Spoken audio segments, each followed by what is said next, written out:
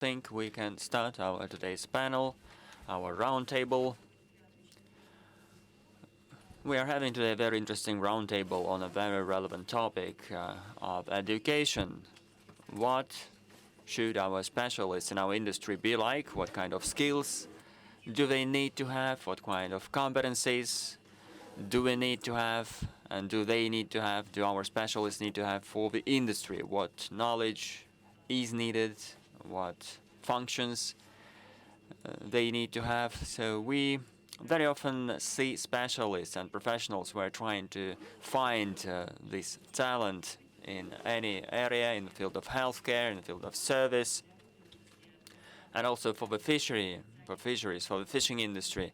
Talent, the issue of talent is very important because our industry is very multifaceted, ranging from extraction, ranging from raw materials production to delivery of products to consumers. We know that consumers are also different. We have different customers, including hotels and restaurants, and also this B2C channel delivering products to ordinary customers, to citizens, and we want this service level to be as high as possible, and we want the quality to be also high. We need to be able to operate these 1,500 of water objects which we operate today. Each of these objects has their own specifics, so we need to think of how to operate them properly and how to bring these high-quality products to customers, how to deliver that to customers. And we also want our young specialists to be as professional as possible. So this is what we want to discuss. We want to discuss today our issues of education, the future of education, whether it is feasible to restore the traditional specialty approach in universities. We remember our previous system, which some consider not too profound. Probably we need to make some changes there, and we also need to understand what should be the path for our education, also the path for our research agencies, for our fisheries. So what should be the paths be like for us to get high-quality professionals and specialists having all necessary skills, also including in IT, in robotics, and also this question, this topic of the roundtable today is aquatic resource handlers in the 21st century, robot or human, meaning what knowledge is needed by specialists in this regard. So we have representatives on the panel representing different companies and agencies, and we also invite the floor to ask your questions. Again, our interactive dialogue will help us solve these issues and help us transfer our knowledge and experience to further generations. I'd like to give the floor to Rector of the Kerchensk University, Evgeny Morsunkov. Please, you have the floor. For me, it was very welcoming to receive an invitation to speak at this panel. I am not a technologist, I am not a technology specialist, but we actually are training these technology specialists. So this profession today is gaining a new dimension, which is probably more attractive, and this is very important for us. For a very long time, considering the specifics, considering all the features, and considering the context, we've been working on that. We have seen that labor force was reduced at many companies, and this is why the demand has been growing rapidly. We see this development at the moment. So this profession of technologist used not to have any attraction for specialists. We have done some work. We have worked with the Ministry of Education of our city. We also worked with the administration of the Crimea, and we brought up this issue, brought up this problem that for us it is not possible to send this message of this need and to provide opportunities for people to get this profession in future. So we couldn't just send this message properly and present this profession in a proper manner. Visiting schools and telling pupils, telling students that it is a prestigious profession probably wasn't a good decision, because for young people this very often doesn't ring a bell, because when you tell them you need to study, this does not ring a bell, and this is something that they do not like, and this does not attract them. We chose another path. We selected a number of classes, and we used the approach of curatorship to promote this profession. We invited some representatives of these classes to visit our workshops on labs, visiting our labs, and this worked actually. This worked in Kerch, in the town of Kerch. We have a holiday called Hamsetnik. Hamsa is a product, is a type of fish. In the 90s, this product saved many people. Also, people consumed this product during the Great Patriotic War. So we like this product, and we cherish this product, this Hamsa product. And when you see these people there in this region, you see that they're healthy-looking people, meaning that they eat a lot of this product. So our marine profession, so we had this combination. We attracted men and women, ladies and men to this profession. We had parents visiting our workshops, our events. So this is what we started doing, and we did that to promote the profession. In the marine faculty, we also made some changes. We changed the approach. We split these approaches. So we split this for technologists. So there was these two festivals, the Hamsa holiday and the Avral Pelmeni was the next holiday that we organized. That was the event we organized. Oh, this Pelmeni, this dumplings festival, was another initiative that we provided, that we suggested organizing and hosting. So we had these people visiting these festivals that had the purpose to promote the profession, and they also had the opportunity to make these products with their own hands. And this is something that we remember very well. In 2020, we won a grant from the Russian Youth Agency, which is the grant called the Bridge to the East.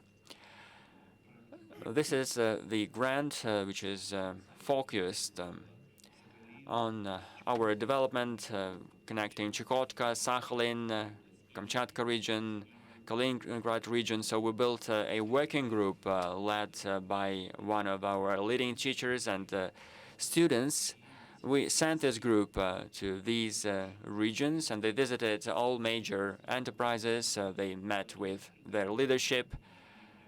They brought us a film and some snapshots.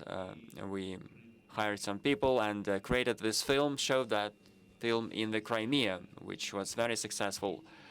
There were then after that parents and students calling us and expressing their positive feedback. We showed them Chukotka, Sakhalin, and other remote regions. We showed them the enterprises having the full technological cycle, using cutting-edge equipment, providing the social program for employees. And this is something that worked in the Crimea. Today we understand that indeed we can now provide internships in Sakhalin, in Kaliningrad. So this is something which is now happening, which is successful. Because, of course, neither my speeches, neither speeches of teachers could have had such an effect, such an impact, as compared to when students or parents are sharing their experience, sharing their impressions, and showing that to others. This, of course, is more impactful. So in this kind of profession, I believe this is more impactful, and this helped us succeed in promoting this profession. So this is what we did. Again, internships. So internships were quite well paid in comparison with the money earned in the Crimea, which was very good support for young people, for students. After that, we organized more events. We organized a ball of cadets organized by a civic institution, by a civic university, which is a ball party involving the students of the first year of the marine faculty, of the marine department. Starting the first day, they start their studies. They learn choreography of ball dancing, and they after that participated in this ball of cadets organized in the Korabel House of Culture, and it, of course, the event attracted a lot of media, a lot of press. There is a big stage there, and about 70 pairs of dancers participated in this festival. After these kind of outreach events, we now have had increasingly more people visiting us. We now have people and students from Astrakhan, from the Far East, from Murmansk, so we have students from across the country entering and enrolling for this profession of our university. So I believe, I'm sure that we have a future, and that people are now interested in acquiring this profession in this department. We train students, and after that, these students work at different enterprises. These people, these students, after graduating, they work with our department up to the age of 32, 34. They participate in our initiatives, in our events, which are outreach events, which are awareness-raising events, which are interested for the youth. And of course, the approach of hosting these events is quite impactful. I sometimes influence the scenarios of these events, but sometimes I see that these people, they are young and they understand what youth needs better than me. They can present the faculty, the department, and the profession better than I would have done it. Thank you, Evgeny Petrovich. I have a question for you, if I may. So your students, and you think that the first stage is to motivate them to enroll. They see all the advantages.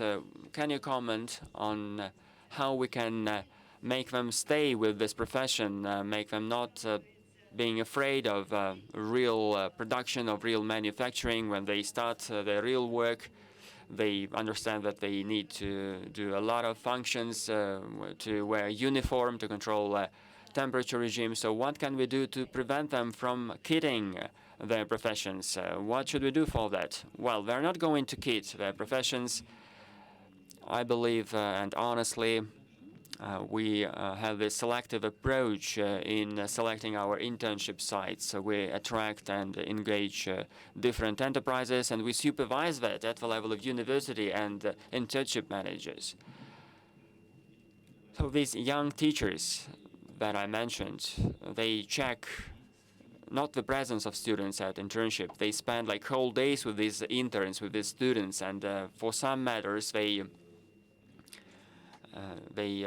discuss with shop managers, with enterprise managers. They are really engaged in this process. These enterprises not use these interns as workers.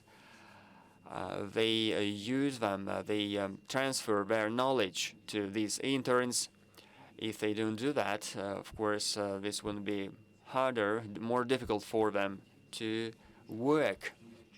These young people need to feel that they can use their resources, their capacities, and we want to support them in that. We want to show them that it is possible. And of course, it's not possible to learn only through theory. We need to provide these opportunities for these young people to use their knowledge in practice. And we think that with that, we will be able to develop their capacities and capabilities. So in this internship, they see this confirmation of investing their capacities, investing their capabilities. And again, we try to draw the examples of young managers working in the area, receiving social welfares, and receiving other benefits. So our aim, our purpose is to send this message to students. So your main task is not to earn money, but to become a true professional. If you do that, then you always have a job, regardless of where you are. Now, the main task, the main purpose is to gain knowledge and skills. This is the first thing that is most necessary and most important. At our meetings, we try to speak with students about that. In any regulatory documents, in any revisions, we see this order: knowledge, skills, and competencies. The first place is always with knowledge. Knowledge is most important. If you don't have knowledge, then you won't be successful. And of course, after gaining knowledge, you will need to compare your knowledge with real specialists working in the field. You will be able to know more, and probably a professional person doing practice, he knows the result of this work. But you, as a professional, as a future professional, having this knowledge, you would understand the whole process. After studying for 5 years, then in other cases, it's possible for students to understand that they cannot work in practice after all these 5 years. So we need this practical training. We need these internship.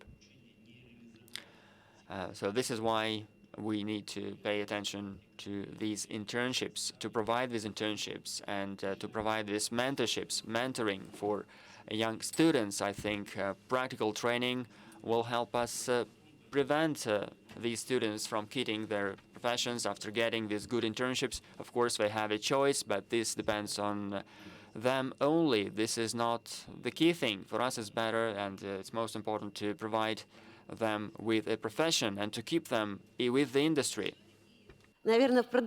Thank you very much. And possibly as a follow-up to this subject regarding the interaction between business and vocational and professional education, I'd like to give the floor to Yevgeny Kormin, production director of the Agama Group. Well, we have been cooperating with them not only for production purposes, but also for developing regulations, for other activities. It's a multifaceted company. They are not just aquatic resource handlers, but they are really universal specialists. Thank you very much.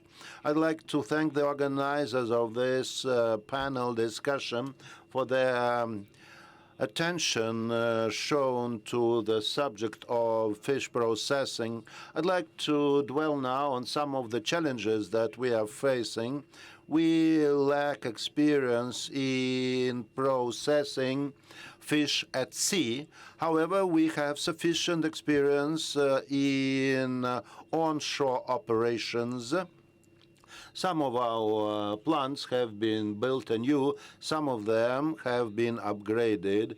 Well, we are both a trade and production company, so we are to be in conformity with the market criteria, with the market requirements. Well, we receive raw fish, and then we are supposed to process it and to deliver it as a cooked dish. So when terms of reference are prepared for the operation of onshore plants, we focus on automating production processes either through robotics or through better use of human resources. So we have passed through all the stages, and globally there is a trend towards automation to be able to produce in-depth products such as fish fillets and leaving fish boneless. And certainly for this purpose we need automatic devices. However, currently in the market, when fully automated complexes are used and when people have only to control the quality at the output quality, but however the performance has not always been perfect. And as far as whitefish is concerned, and whitefish is the most popular fish species in this country, in the past there were two companies that had robots processing whitefish. Nowadays there is only one company like this, because Marl was acquired by Valcom.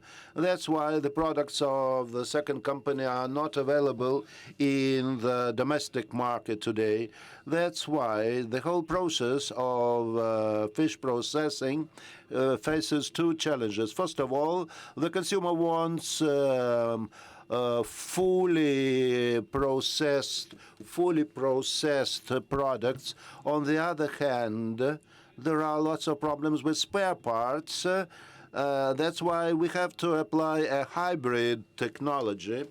So this means that we have to impose strict requirements on the personnel. They need good skills and high qualification.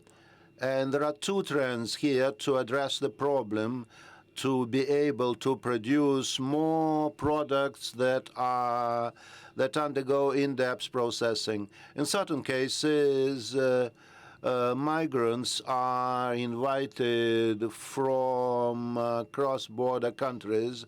That is to say, in this case, what matters is a maximum number of man-hours used to process fish. But we are not using this alternative. Our approach is to try and look for the workers from the local territory. And certainly the demographic situation is not quite encouraging, and also the image of a resource handler is pretty low. Well, clearly we cannot do anything about changing the demographic situation, but as far as the occupation image is concerned, to be able to improve it and to provide opportunities for young students, we are able to do something. And so we cooperate with various educational and training centers from Moscow, from St. Petersburg, and other cities. Currently, we are working in the higher education at the higher education level, and so we try to get universities involved in addressing our problems. And what we need to do here is to make sure that even the rank and file workers of the plants have a certain pool of talents to replace them. Currently, the average age of fish processing plants has grown by 8 years, which means that young people practically avoid joining such companies, so that youngsters who are selecting a university to get to make a career believe that the fish processing plants are dirty, that they smell badly, and even though it is not so, modern fish processing plants are well automated, they are streamlined, but we need to demonstrate these factors to the students. That's why we organize open door days on a regular basis. We've been trying to do it in Murmansk, inviting people from all walks of life. And certainly the economic component is quite important. That is to say, a high salary. As a matter of fact, processors' salaries have been growing quite swiftly. They have grown by 80% over the past 18 months. I should say that these are the two key components that will help us make progress in this sector, and being able to demonstrate that labor is not that difficult in this sector as many people believe. That is to say, most of the processes are already automated, and most of the senior management staff used to be just low-level workers at the beginning of their career. That is to say, those who don't have first-hand knowledge of processing operation will not be able to make good managers. So we also need to improve the relations between plant manufacturer, between the company, processing company, and the students. In this way, the processing plant will be able to get well-trained workers by the time the university graduates join it. Accordingly, the company, therefore, needs to invest some money in the training process, but then it is guaranteed good quality labor.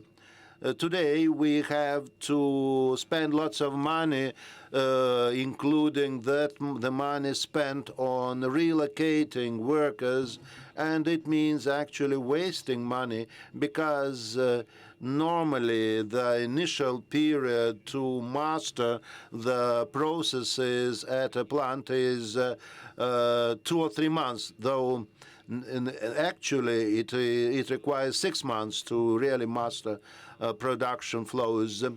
And also possibly simple techniques such as advertising, promoting processing plants to the students, or in a broader sense to the younger generation. We need to tell them that processors work is really worthy of doing, and if we apply this tool, it could help us to improve our performance.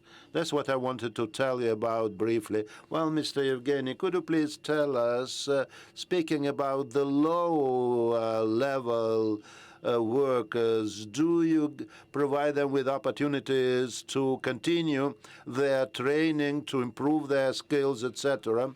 Yes, we do it, but on a one-time basis, because we still have a lot of problems with the shortage of personnel. We are short of personnel by 15 or 20%.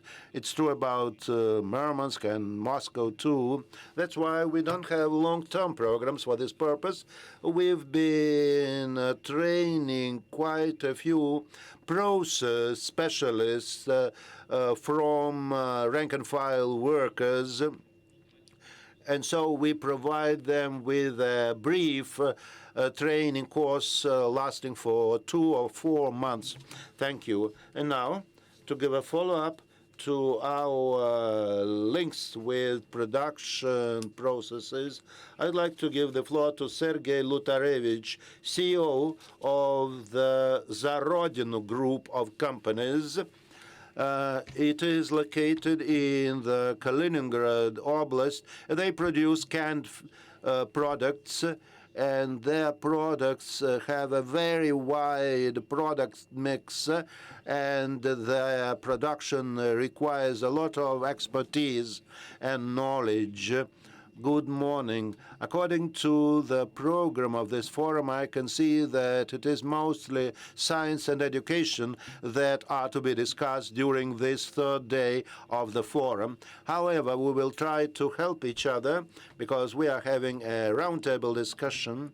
Now, speaking about the people who go for this profession, mainly the selection is made by the young people's parents.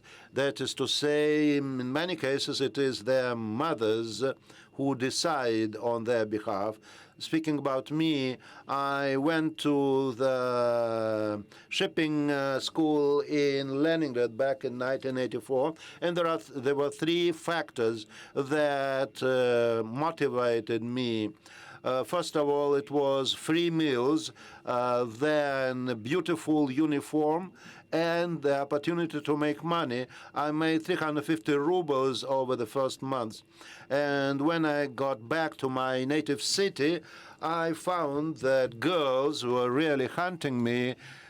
And I believe that today it is important to keep supporting sectoral universities and educational centers because we therefore enjoy very close links between them and the manufacturing companies. We start recruiting students from the second year or third year students to get first-hand knowledge and on-the-job training. And when young people start working at our production facilities, they become more interested in getting back to our companies. Well, we have our key. We have we have automatic canned fish producer, which makes a kind of anchovy. It is the second machine in the world. The first one is in China. So we've been developing very fast in terms of our equipment, upgrading of the equipment, and even navigation. Our students are taught how to operate vessels. So I think that it will help us to make sure that after students come for on-the-job training, they stay with us to keep working for our company. And speaking about the subject that I was asked to cover in my presentation, that is to say, contests between students, I do love this idea. We have been conducting this contest for a third year running for process specialists. We try to provide additional education to process engine specialists. I don't know how to properly shape this kind of training. Sometimes we don't know really whether it is important to give them the necessary skills or to increase their salaries. Anyway, we do not grudge the time for this purpose because such kind of contests during on-the-job training is most important, and we have adult labor veterans who act as mentors for our students. If we manage to continue with these practices, it will be most important. Just imagine our companies or average 200 workers. Just imagine a new young worker joining such a company. He'll lose his ways in a big company all at once. That's why the idea of having a contest between students while they're still students, it will help them when they join a manufacturing company. Not all the students will become CEOs at the end. However, at our company, all the 5 members of the board of directors graduated from the Kaliningrad Polytechnical University some time ago. So this gives a good impetus to the career. So we are going to keep being based on contests rather than on other aspects. Would you please tell us, Sergei, speaking about your position, it's rather privileged because you have a university nearby, you have a shipping school nearby. However, are you optimistic regarding the level of school and university graduates? Well, you actually have provoked my answer yourself. I believe that very few students do very little on the job training. I believe that starting from the second year of training, students need to work just at the weekend or during their vacations instead of simply getting a certificate of higher education after 4 years of education. Obviously, the standards imposed by our universities and other educational centers are too strict, and possibly they need to be edited.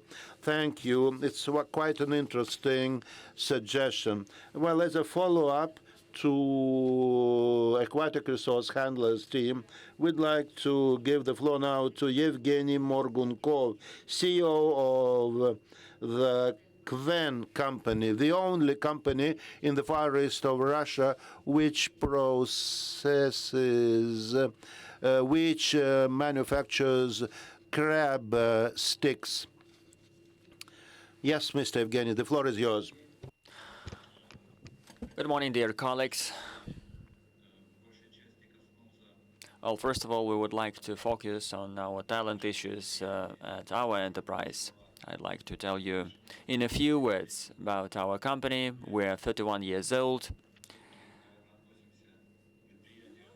Probably we are a SME, a small and medium enterprise. Our plant is working 24/7, almost every day. Sometimes we just have some downtimes due to maintenance or for some very important measures that need to be taken in terms of maintenance. Our personnel mostly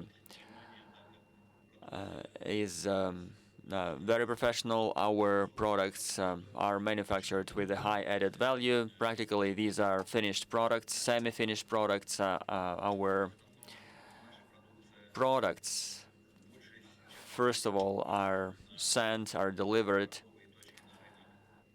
to the market, to the retail chains of the Far East. We also send some volumes to the western parts of our country.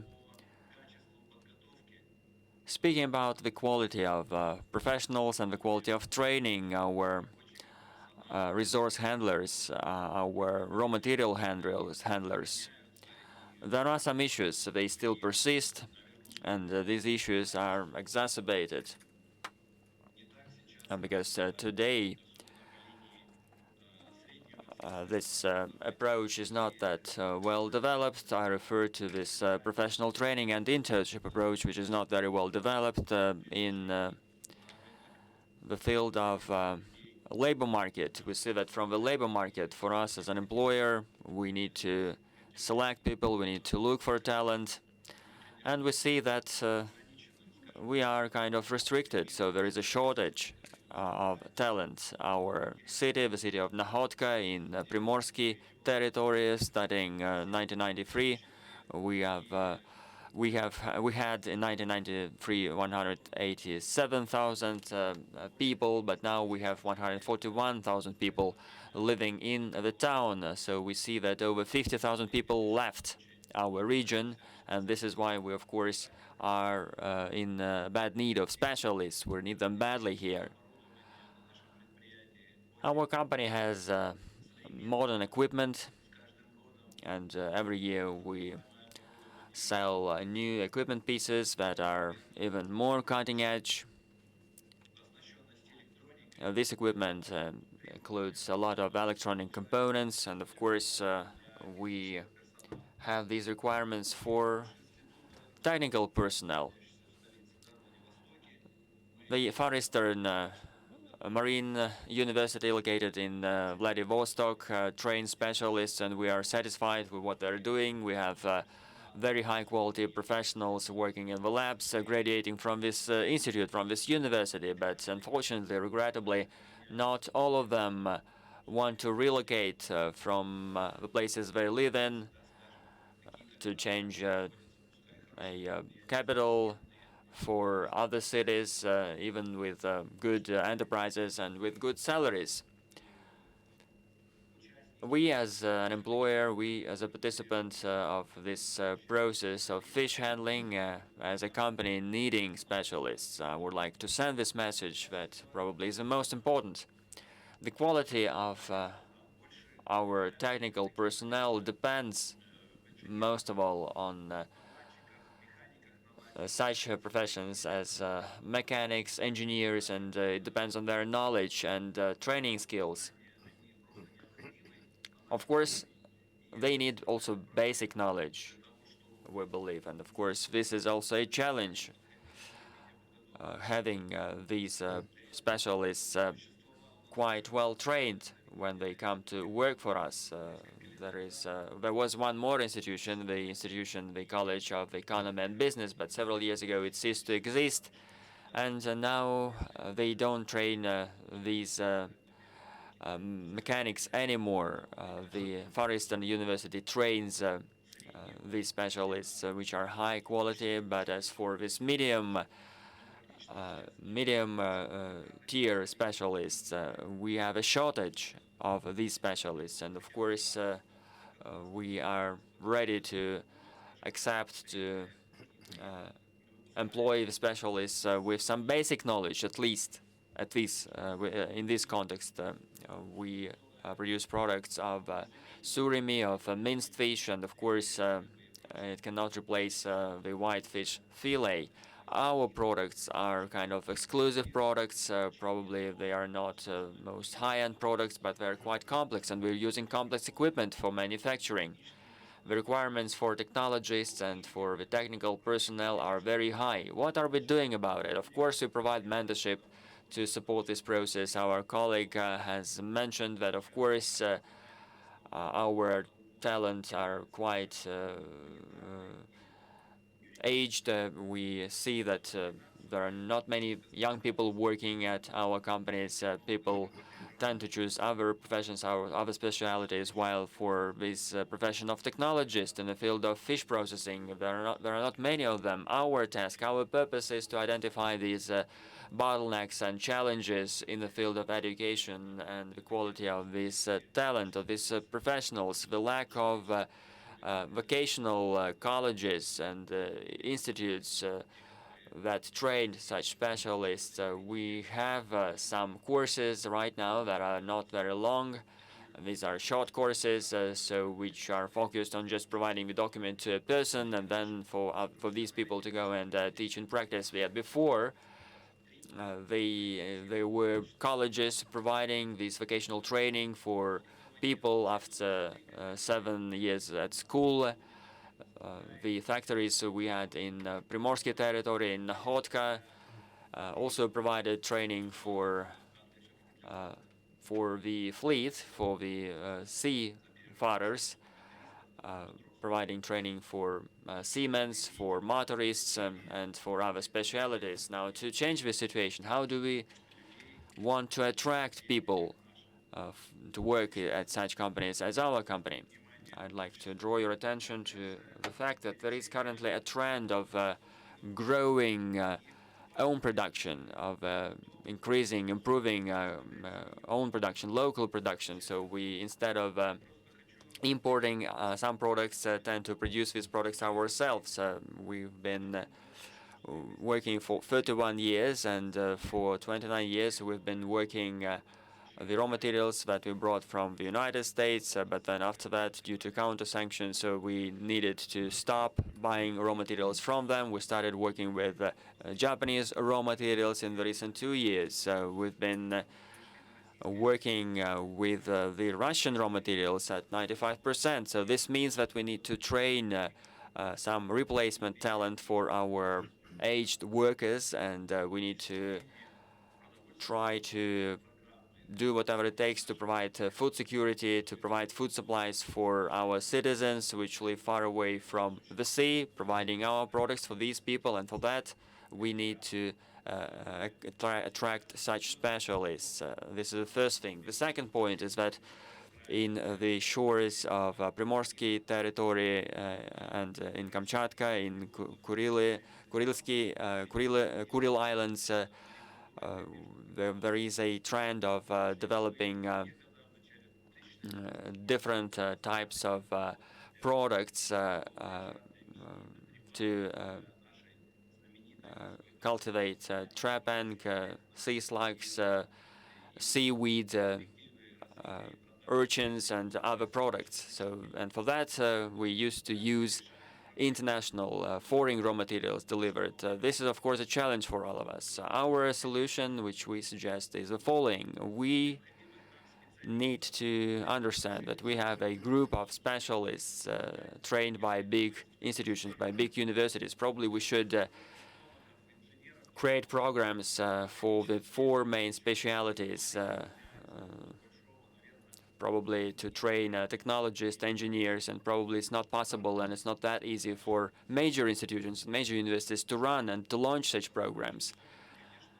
But we need to work in this area. We need also to restore small businesses and have some kind of programs or funding to support these small factories training specialists that we need. We are ready to work with them, and we are ready to organize internships with these colleges, with these institutions. So we have people coming into our internships after 3 or 4, 5 years of training, and we see that they just don't know anything about how everything works in reality. And of course, as a person with higher education, it's really hard to understand what kind of functions they could have at our enterprises. Our region is very unpopulated, and we have sometimes people that want to work. We provide money for transfers, for transportation of these people, and people agree to work for us. Now I'm referring to this shortage of talent. And why is that? What is that about? As you remember, in other regions, we see that hostels now are provided. There is social housing which can be provided to a person for them to work in the region. But speaking about hostels that are provided for mid-tier specialists and also for people with diplomas, with higher education, having technical professions. So these hostels are provided for all tiers of workers.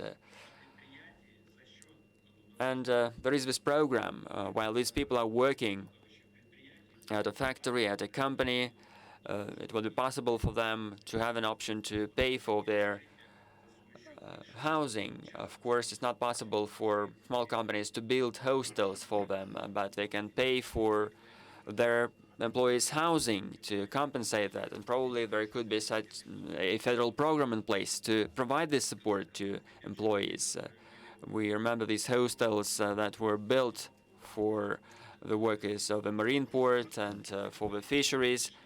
We remember that these hostels were built, they were privatized, and of course there are a few people living there that still are working in the industry. Of course, it's good that these people now have their own flat or apartment, and it's a good start also for employees to be able to improve their living conditions going forward. Yet at the current stage, inviting people to this region and not providing any housing for them is just not possible. So probably it would be good to have any support in this regard from a source. Of course, this is a challenge for us, and we feel that we need talent of basic tier and medium tier as well.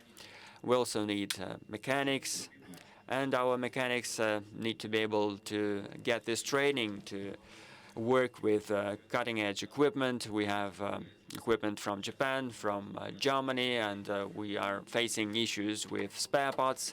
People working in these areas, people developing these developing new types of equipment. So probably we are ready to support these people. Of course, it wouldn't be possible to work without these people with production background, production experience. We understand that when you develop a hardware piece, it needs to be tested, it needs to be checked, and this is also causing a lot of issues. On the one hand, I'm happy for our fish processors, fish handlers, which made a lot to improve our production technologies, but still we are facing more personnel issues, which might create further bottlenecks and make our work more difficult. Thank you, dear colleague, for your constructive suggestions and proposals. I suggest considering your specific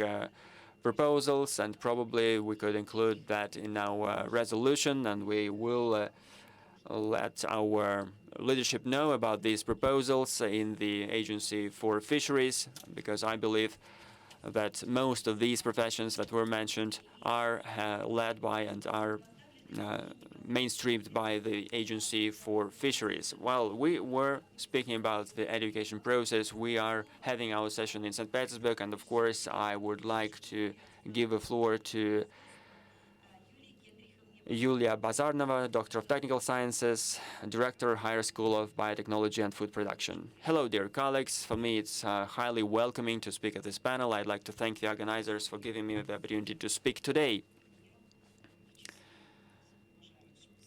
We really have a lot of very good speakers on our panel. I represent the Polytechnic University, Peter the Great St. Petersburg Polytechnic University, which is the biggest university in St. Petersburg training engineering talent. And I would like to present a few very important points regarding education and training. I'd like to support the previous speakers in what they have been mentioning. We were discussing the prestige of these jobs of resource handlers, aquatic resource handlers, and I'd like to also highlight a number of issues related to education and technologies that are important and that help us improve the prestige of the profession of technologists, and it also could help us motivate, incentivize young professionals to acquire these professions. It would help us motivate young engineers as well to work further and to work in the industry. It's no secret that, of course, there is very high turnover in the industry. People go and leave, and there is always this shortage of specialists all around us. So the previous speaker mentioned that technologists, aquatic resource handlers are very rare people, and there are not many professions, not many specialists in this field. So we don't need many specialists in this profession. So this is why we need to differentiate our approaches in how we train and who we train. We need to understand and come back to the relevant experience of enterprises. We need to acquire and engage representatives of businesses in this process. And first, I would like to refer to the educational standards, which my colleagues also mentioned in their inputs. Indeed, we are having very big issues in this regard. This framework of developing educational standards delivered by the ministry is very bureaucratic. There are, because of that, many challenges that we are facing. Educational institutions, universities are facing many gaps because of that, including vocational schools and colleges that are training specialists in this field.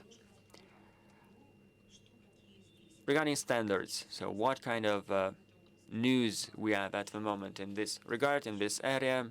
Since 2024, we will enact a new nomenclature, a new list of professions in the field of education. And before that, we were discussing what we want to include in this list. It's still a draft list which is being discussed, and we've been discussing that for 1 year. Starting 2024, there will be a document prepared This document is focused on a two-tier system based on the Bolognian system with BA and MA degrees provided. For some professions, we still have the standard 5-year program, which is still effective. But now we hear about the need to come back to the 5-year educational system framework, because we would like to highlight that our employers very often not understand who bachelors are and what they have in their diplomas and what kind of specialists they are. If employers see a diploma with a bachelor degree in some direction, so we, as a comparison, have this previous practice from the Soviet time of these 5-year courses where our universities trained engineers and technologists, and they issued a diploma of an engineer or technologist, which did not just list their competences or skills, but listed a number of functions, work functions that they can perform. They can be they can work at particular positions at different enterprises and perform a standard set list of functions. It's very hard to imagine what we will have in 2024, whether we will restore the 5-year educational process.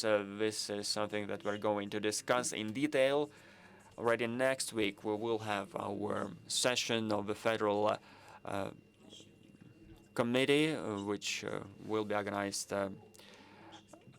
at the great St. Petersburg Polytechnic University. We will be discussing the list of professions, which also includes the 19003 area in the field of education, which is animal products, which includes all food products, all foodstuffs that are produced of animal protein, of animal raw materials, of fish, meat, or milk products. So this group is quite extensive. As a matter of fact, there is a specialist in fish stock processing sitting there. By 2024, we are going to enlarge this group. We are going to subdivide this group into 2 areas. The first one is biotechnology. The second one is food product technology. I'm not going to discuss any details now regarding educational standards. However, I can say that there are a number of major universities, our university included, that have the status of autonomous educational institutions. And such institution, in St. Petersburg today, there are 2 institutions like that. First of all, it's our university, and secondly, it is the University of Precise Optics and Mechanics. Well, we have a 5-year-long experience in developing standards for education. While developing them, we focus on professional standards, and the development of professional standards is a common cause. That's why it is most important that when developing such standards, their number has increased. We belong to group 26 of professional standards, which is all about food standards. So there are some new standards that have been introduced there. So we now have room for work. And so such standards should be developed by the sector workers. It is important to put in the necessary requirements in such standards with a focus on training high schools students, that is to say, college students, and also equipment adjusters and mechanics who are to maintain such automated lines and help implementing domestic equipment in the production process. And we need to do this work now, because it's no secret that today our processing plants are equipped with foreign-made machines. Well, I have a question. Speaking about professional standards to be initiated by enterprises, you said that the enterprises care about sending their workers for upgrading their skills. What do you think about remote education or on-the-job training? Well, speaking about upgrading skills, I mean, it is higher education to be obtained remotely or extramurally, because as far as I understand, in some of the sectors it is not allowed to use such remote training. Well, as far as extramural students, extramural education has not been abolished, as far as I understand, but it is difficult for us to deal with those who use other opportunities. Well, but for extramural students, it's our task to help them upgrade their skills, so they need to get a higher education certificate. Such people do join our university. However, we do not train specialists in fish processing. Unfortunately, the moderator says, well, in fact, we are short of process specialists in St. Petersburg, and that's why we licensed this specialty, so that starting from 2023, we will be accepting such students. So we also use various opportunities to motivate school students, secondary school students. We apply various technologies for students not to leave our university or transfer to other institutions. Definitely, the most popular specialties now is certainly not fish processors. It is IT specialists, as everybody knows. However, digital competencies are needed for everybody, including fish processing. That's why I'd like to emphasize that it is most important to provide students, not first-year students, but those who have already been studying for 2 or 3 years, to obtain an additional qualification, to undergo a special, though brief, program or course, so that they could obtain additional skills.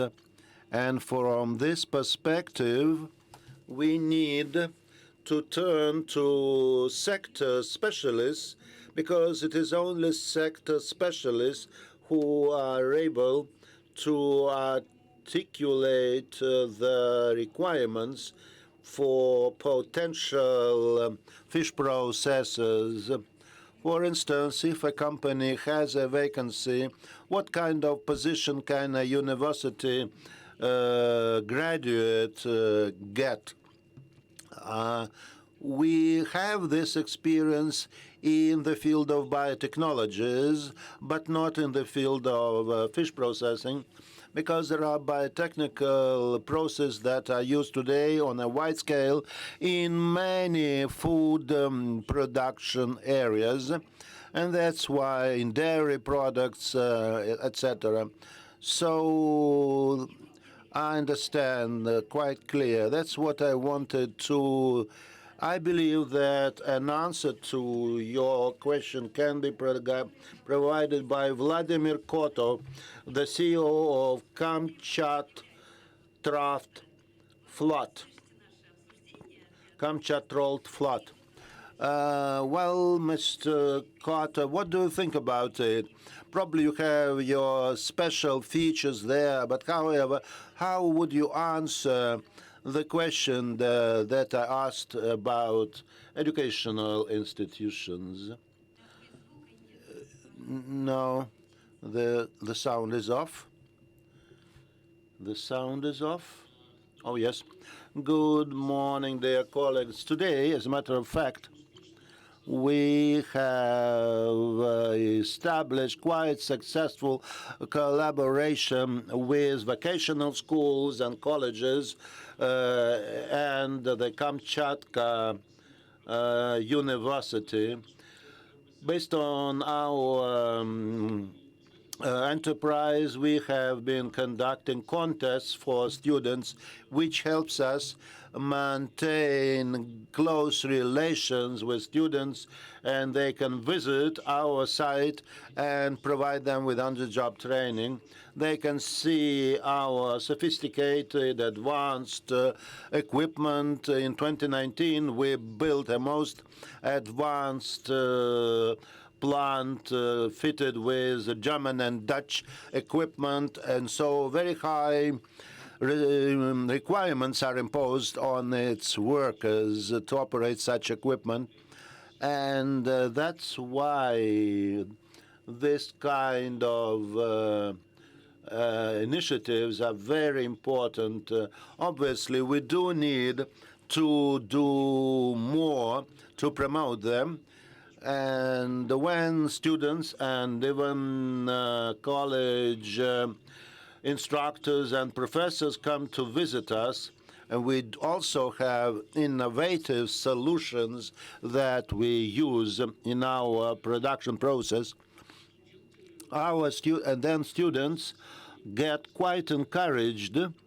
And as mentioned by Mr. Komin, processing plants today is not an extremely dirty plant the way it was in the past, but it is a state-of-the-art production facility, and that's why we do a lot to establish close contacts with students. We help to train them on the job, and we train them in modern technologies and to be able to apply the most advanced solutions that we have developed at our plant.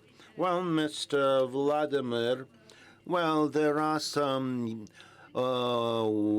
future young specialists present in this room today, so I am asking the audience, maybe you have some questions, because there are representatives of big companies that you are meeting with now, because it will give an impetus to your work career. If you have any questions, please ask them. You must ask questions, how difficult it is to work, what kind of fish stock is used, etc. Your questions, please. It would be interesting. Don't be too shy.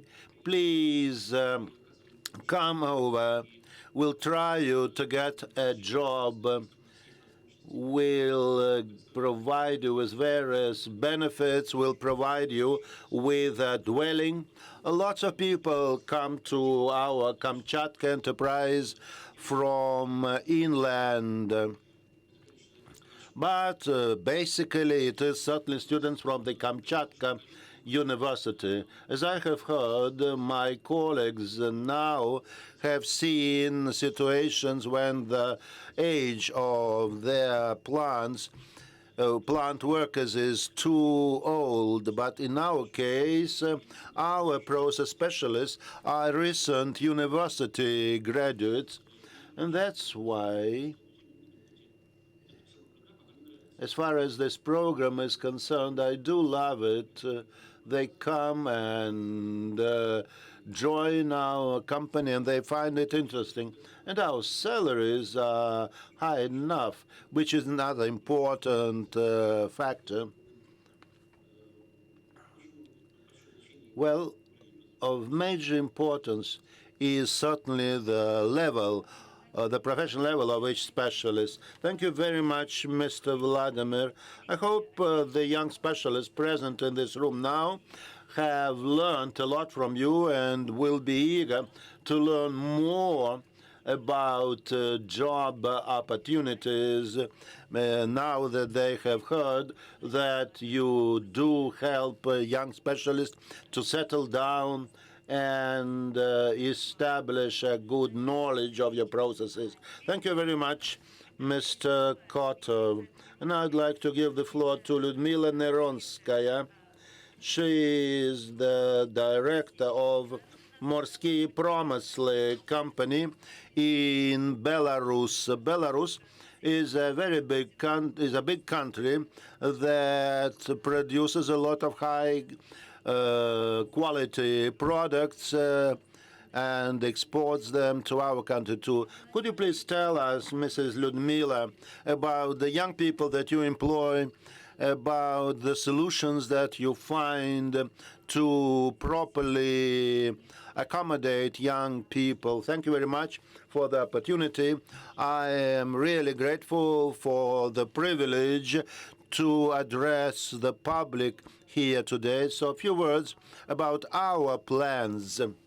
Currently, we are designing a food processing plant with a capacity of 140 tons of final products per day. And I was quite lucky at the very beginning of our initiative. I met very good specialists who really helped me to understand the potential of this project. They are eager to build a state-of-the-art processing plant. In Belarus today, we are short of such specialists, so we had to engage specialists from Russia. But we do hope that someday fish will be processed in close vicinity to the market of its distribution. So as I say, currently we are just designing this cutting-edge plant. Thanks to the exhibition that is held during the forum, we have learned a lot about the products available for our new plant, and we have learned something about the things that we would like to have there. The main point is that the design of a plant is quite important. However, we need human resources, and as you understand, 60% of our production accounts for processors of fish products. So as a manager, I decided to better understand what they should know and what skills they should have.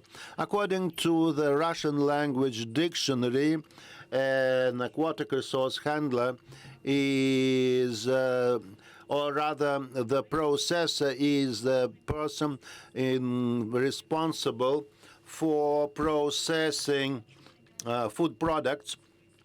As far as aquatic resource handlers, they should know how to process various fish stock, how to produce final products, and many other aspects. As we have already heard, there are lots of courses and programs that train medium level specialists very fast. However, we would like to have real professionals joining our plant. So it should be really university graduates and not those who only underwent a brief course in this specialty. They should know how to receive the fish stock, how to cut fish, how to store it, the types of refrigeration and defrosting, etc. Definitely, it should be people who have at least medium level specialized education from a college. And we understand that in Belarus it would be difficult. Well, but do you have any educational centers? Yes, we have the Belarus University of Food Technologies and the Polessia State University. However, they only turn out 35 process engineers and 32 mechanical engineers. And we also have several colleges in Orsha and for food products and Orsha Agrarian College. So the total number of graduates from all these institution is 32 per year, even though we need 700 per year. Certainly it would be too difficult to get them from Murmansk or Vladivostok.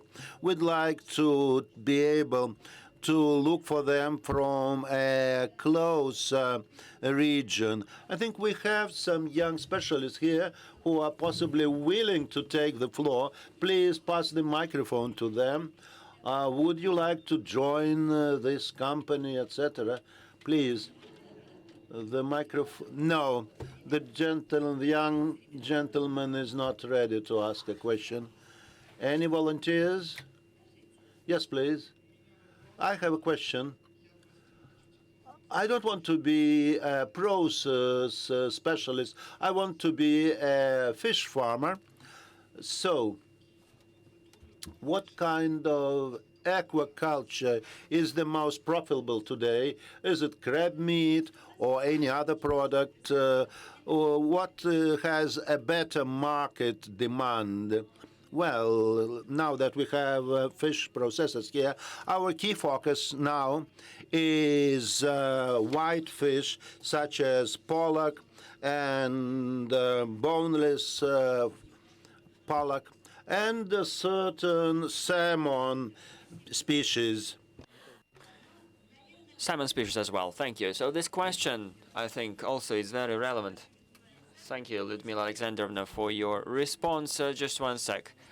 I'd like just to weigh in a little bit. Of course, investing in human capital, we are investing in this capital, and we see this human capital sitting from both sides of the hall. Of course, pollock wouldn't be grown, so the key focus is trout and African catfish because it's highly productive. The situation will be changing very rapidly. We are living in a very dynamic time, which is changing rapidly. I'd like to give a floor to Vladimir Bakunov, Vice President, Federation of Restaurateurs and Hoteliers. He is a high-end specialist, a very experienced one. And the question for you, what kind of food processor specialists do you need? Do you need specialists with some other background? So what do you think? Can you talk us through on that? So I have listed a number of points that I would like to highlight from my side today. Again, this human capital representative sitting from both sides of the hall. My first message for all of you today. So the previous colleagues, several of them, told us that the personnel is aging. We looked at the labor market situation. We saw the global distribution of labor, and we see today that the era of Soviet education is coming to an end. It is relevant for any industry. I talked to fish processors yesterday, so they were telling me yesterday that in ships I had only men working under the age of 40, but now these people are already reaching the age of 60, visiting a manufacturing enterprise, and which we often do very well.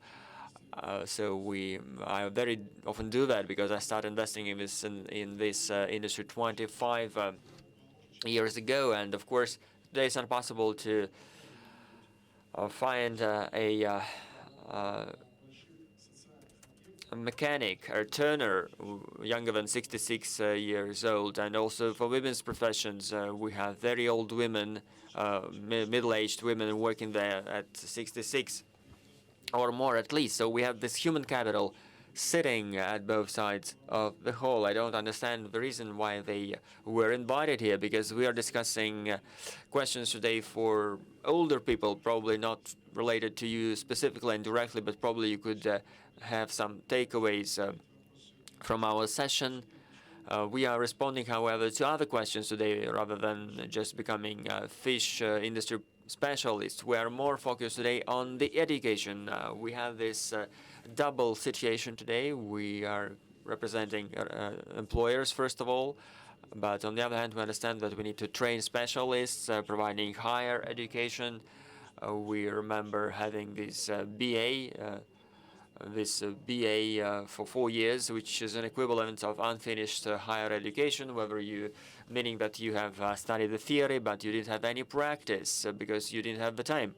So the global educational structure is as follows. So what we are now facing, I am just coming away from my messages. So we are speaking today about the medium and vocational education. So before that, we had the system that was created in the Soviet Union. It is still being used with the same purposes and tasks, yet the structure today is like that it's very hard to change it. I understand the people involved in the vocational training and education. I see that their financing is directly related to the number of students they accept and the number of graduates they accept. It's very hard to break the system because this is an inertia which is happening, which is continuing. But at the same time, employers are changing. A couple of words on the fishing industry. It is relevant for the fishing industry, but it's also happening in out of home industry. We are having this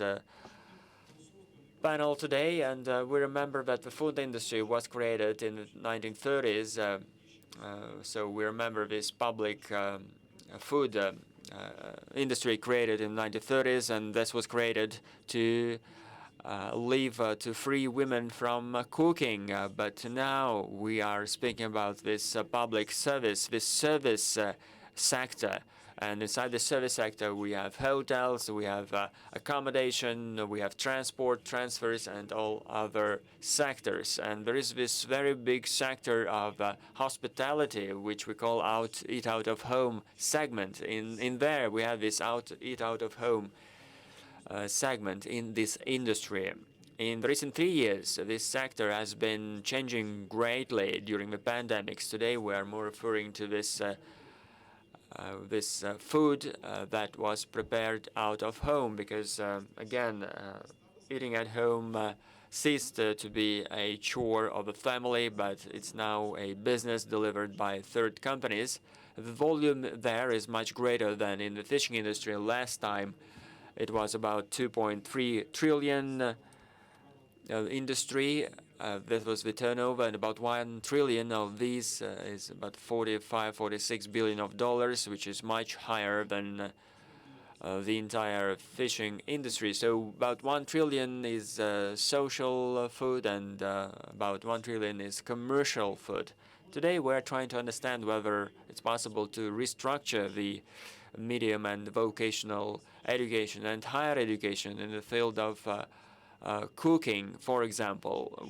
We are discussing the profession of aquatic resource handlers, and I thank you for your citation of the dictionary, because we need to understand the terms very well. In the recent 2 days, I have been watching that here at the forum. We see this shift, this switch from what we had before in the kitchen of the Soviet restaurant. They worked with raw fish, and cooks needed to have the functions, to have the skills to work with such fish. Yet now, today, in St. Petersburg, in Moscow, in the center, in the downtown of the city, for these restaurants, for them it's not possible to host any micro-processing plant inside restaurants, so they need to work with semi-food, with semi-products to be able for them to reduce the area of their kitchens. Actually, restaurants not sell food, they sell the impact, the efficiency of their seats in the restaurant. As is the case with retailers,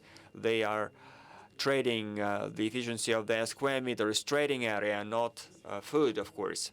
Speaking about the framework of education and training, today we're trying to change this structure of medium and vocational education. One of the examples here is a college from Moscow. Moscow is listening to what we're trying to do. We're trying to reach employers in this regard. So today, in our session, we see this issue when employers know the results they want to reach, but at the same time, they cannot speak the language of the educators. They cannot tell teachers that we need you to train people in such and such a way.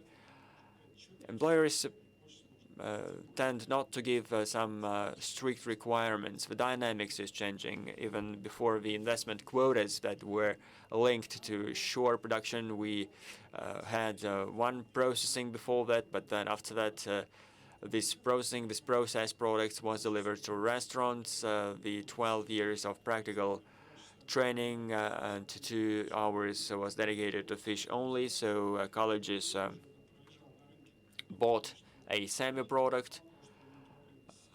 So we see that there are a number of issues due to that, with the right temperature, and these cooks need to work with this fish. We hear the example of anchovies, and we are using the Islamic system of handling of this. You send the fish to Shuga, to this slob ice, and it gets the needed temperature. When in Kerch, they transport this fish in bad conditions, and this prevents young people from working with this bad-smelling raw materials. We are now having new practices which are developing, which are emerging in the recent 2 years in the fish processing, and in the next 4 years we will have this revolution happening if we change our mindset. So the mindsets are changing. So before that, we had the semi-products. In 4 years, about 80% of the products will be delivered in the form of surimi, filet, or minced fish. So a part of the functions delivered by cooks, by chefs, will be transferred to the processing industry, as is. This is the first thing. The second thing is that I respect different educators, and of course it's very hard to work in this area. We think that that is our key purpose. Our key task is to train these specialists based on a multi-sectoral approach. They need to understand their setting. Speaking about chefs or cooks, they need to have this knowledge on how to run their own businesses. 90% of them, they're telling me, of young people, do not want to work in this area. I call you children because we call children all students we have. It's our pedagogical term. I'm sorry for that. So we need to help them understand how to run their own business. Probably they don't want to do that. It's their own choice. Last week I met a person who used to be a director of a very big plant, but now he is a turner of the 6th grade, and he was telling me that it was easy for them, much easier for them to work as an ordinary turner rather than a plant director. Now we will need to combine these two things, and try to change the framework of education in the mid area and in the higher education area as well, which are related for the training of a specialist in the industry. I had one more point in my agenda, but I probably forgot a little bit about it. Well, so in the restaurant industry, there is another issue. No one wants to accept specialists from colleges. And why is that? We started studying that because 90% of cooks are boys, are men. But in colleges, we only have women, ladies, studying there, not men. But in real practice, in restaurants, we have men as cooks. So this is the statistics. At the stage of enrollment, you understand that you won't be able to provide jobs for all these people. I don't know for Vladivostok, but in Moscow, we don't have any screening. We don't have any selection when we select people. We need to understand that a fish handler profession is related to highly intensive labor. You will need to work with your hands. Your hands should be strong. If you are not created for that, if you don't like that, you will quit this job as soon as possible. Thank you, Vladimir Vyacheslavich, for your inputs. They are strict messages, but they're very emotional. Well, we heard some proposals from the previous speakers to combine the proposals that we heard from the speakers. If you send your proposals so that we can formulate our common perspective, our common vision from our roundtable, probably we will be able to work with that and have some takeaways on trying to address this major problem, this major challenge, which is upbringing, growing our specialists, growing our professionals needed at each step of our major fishery value chain needed by enterprises, by processors, and also by restaurants as well. Educational institutions must focus on training such specialists, and this is what they're doing, and I'd like to encourage all of you to send in your proposals. I'd like to thank all the panelists for their inputs, for their constructive proposals, for their solutions that they highlighted today, and for their energy, for their enthusiasm in the solving of this issue that we've been discussing. We will be able to draw our outcomes, to draw our takeaways, and this will lead to positive solutions. Thanks. So do you want to ask a question or comment? Yes, if I may, please. I'd like to thank all the speakers. A message to the last speaker. I've been watching young people, how they reacted to young people. You were the first who showcased some real project, and you highlighted the goal that is something big. It's no secret for anyone that our generation and the majority of people around us were brought up very simply. We understood the purpose of higher education. With higher education, you could become a chief technologist, a director of production, and have your place in the society. Becoming a rector, a pro-rector, you could earn very good money, etc. We understood that structure very well. What can be offered today? No one would believe you that if you come to work for us, you will be an owner of this enterprise, an owner of a production. This is a very good message. Yes, this was my correct message, which I was trying to send. So indeed, we need to speak about an integrated project, about a comprehensive approach so that young people know their place in society through their vocation, through their jobs, so that they understand what kind of values they have in life, what kind of goals they can achieve. And this is, I think, something that we should enshrine in our new educational standards. And I'd like to remind those people who like working with nomenclatures, with lists. There is one decree of the president, and there is one governmental resolution which actually lists all our actions that we need to take. There we have this theory of generations. We actually had specialists in Skolkovo creating this concept. So we need to come back to these basics. If we do that, we will be able to understand what we need to do to solve our production issues at the same time, but it will also help them solve their life issues. There was one great man coining this phrase, it's no matter for people how much you know until they are sure that you are in favor for what you're doing. Dmitry Shklarov, I'd like to introduce our colleague there, an employee of our NGKI Institute. He's working with veterinary issues and works really in many areas. Thank you for your comment, dear colleagues. I think probably I would like to close our roundtable and thank everyone once again. I would like to have your proposals and encourage our youth to be more active in this. Probably you can draw some takeaways from what we've been discussing, and probably it will be useful for you to understand what we discussed here today. Thank you and good luck.